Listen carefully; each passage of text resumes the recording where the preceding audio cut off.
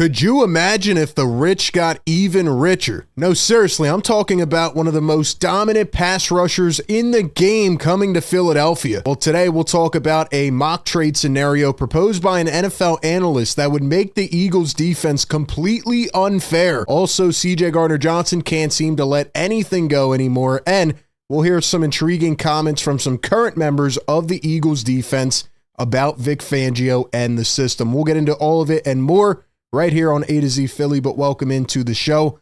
I'm RB. Apologies in advance if I sound a little bit under the weather. That's because I am. But the grind continues, and speaking of the grind, Saquon Barkley is still out here grinding. He is coming back from, let's just say, maybe one of the greatest seasons ever, and he's going to continue to do it. But what if Saquon Barkley retires abruptly? He said that, quote, "I'll probably be one of those guys that do it out of nowhere.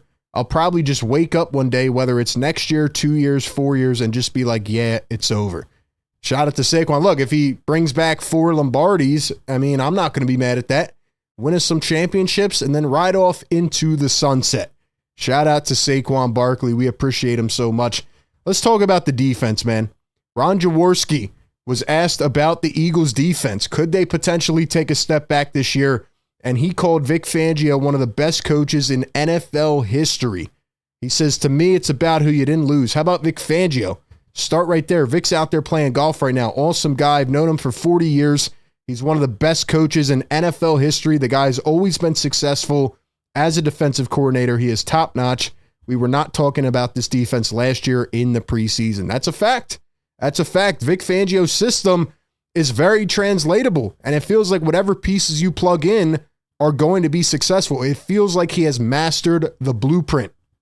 And I would kind of disagree with Ron Jaworski, though, that Vic has been successful everywhere. It didn't really work out at the end of his tenure in Miami. And Reed Blankenship actually talked about that today, saying that he loves playing for Vic Fangio. Quote, "Whatever was said in Miami, that's their locker room. Our locker room is completely different. I believe, in my opinion, we've got guys that like to be coached and like to be held accountable. And obviously that shows on the field. We're a young group, but we understand if we want to win the big things, we've got to be coached hard." And I think he is spot on right there. I think he hit the nail. Those Dolphins players that cried about Vic Fangio and were whining when he left and throwing shots, those guys didn't want to win. They were whining crybabies. And you saw how bad Miami was. You saw how good the Eagles were. Just because Vic Fangio's an old school coach and he was probably very hard on them and they didn't take it well, you know, they pushed for him to be out instead of taking self-accountability. So I think Reed Blankenship kind of threw shots there without even knowing it, and he's exactly right. And I'm so glad that Vic Fangio's here. I'm glad that he's old and doesn't want to be a head coach again, and I think he can do the same thing he did last year. I think he can replicate that success. Shout out to Vic Fangio, and shout out to one of his most important pieces, Cooper DeJean, who commented today on his position and said, quote, "No problem moving inside, outside, back to safety, whatever it is." That is the type of mentality you want to hear from a guy on this team, and that is the type of mentality that Vic Fangio breeds. Well, one guy that might not really embody that mentality, and look, I've been a big CJ Gardner-Johnson fan, but it's getting tiring hearing this guy yap every time something happens. And I know he's a Twitch streamer, and you know, he's on social media a lot. He's very present, right? But now, after a report came out, or let's just say a comment from Vic Fangio directly about CJ being a salary cap move, CJ felt the need to have to refute it and give his thoughts on IG story. He says, "I was a test dummy for them. Now they can be like, my scheme works, or did my skill set make it work? I had 0 issues. People had issues with me. So yeah, let the salary cap be the excuse." Look, at the end of the day, man, Eagles fans really appreciated CJ. He did what he had to do while he was here.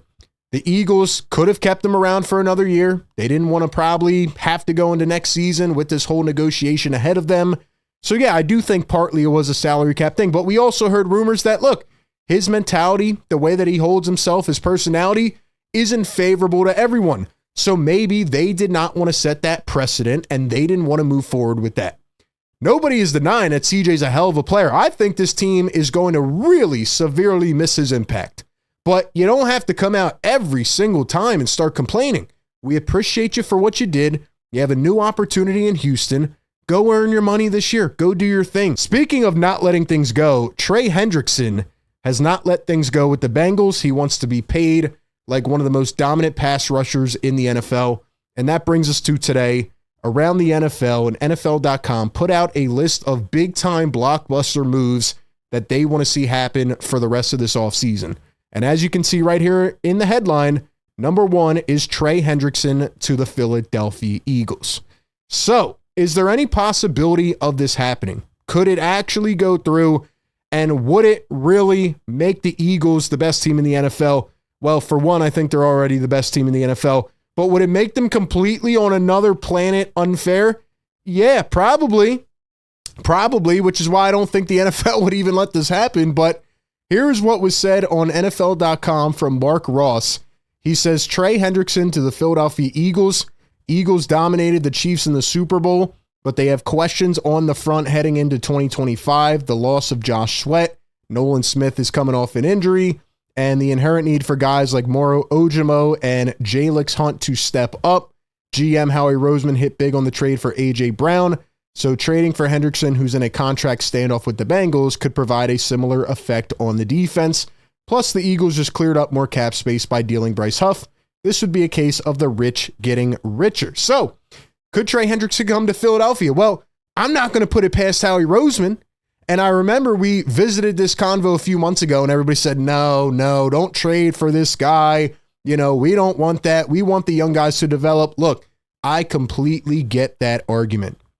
But I'm also going to play devil's advocate here. And there's no certainty that the Eagles' young guys are going to be able to survive on their own without any veteran presence. Look, I believe wholeheartedly in Nolan Smith and his capabilities. I believe in Jalix Hunt. I think these guys are going to be really, really, really good. I think they're vital pieces.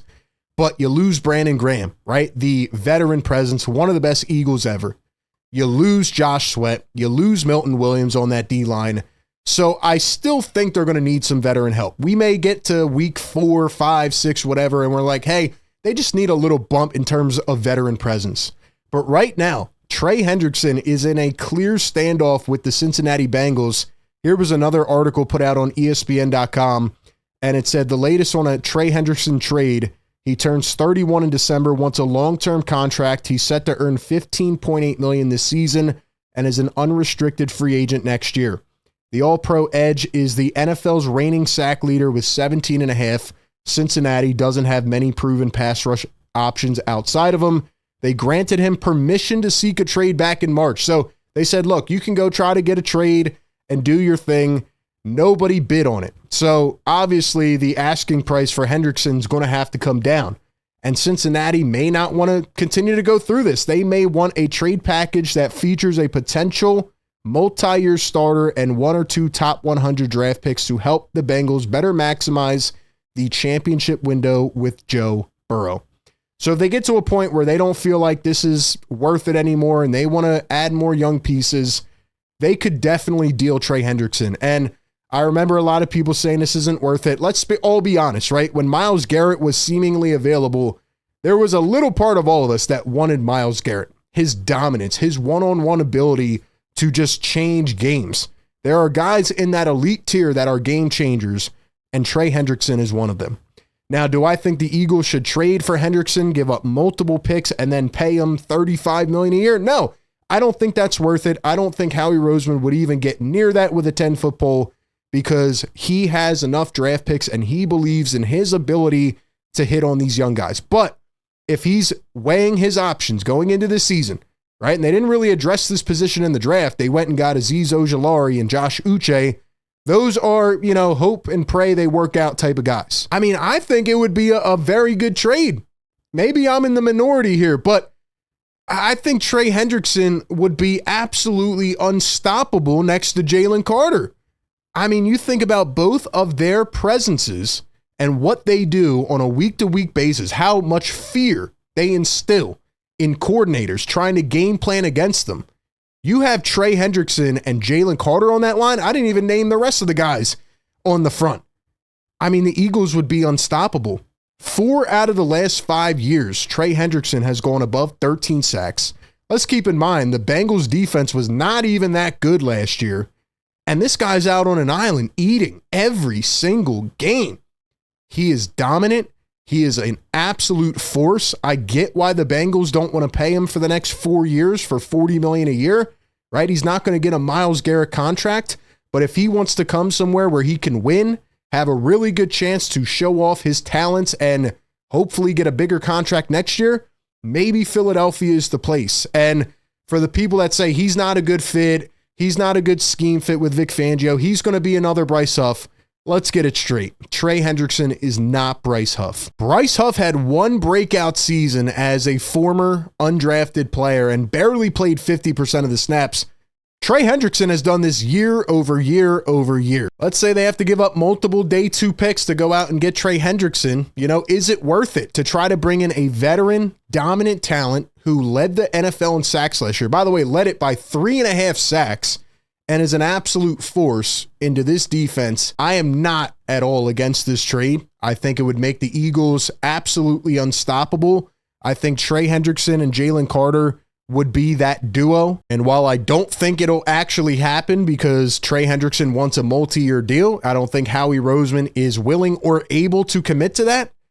If somehow, some way they could convince Trey to have another prove-it deal, and be somewhere where he knows he's going to go on a deep playoff run and win and showcase his talents, maybe that could just be enough. But at the end of the day, give me your thoughts down below. What do you think about Trey Hendrickson?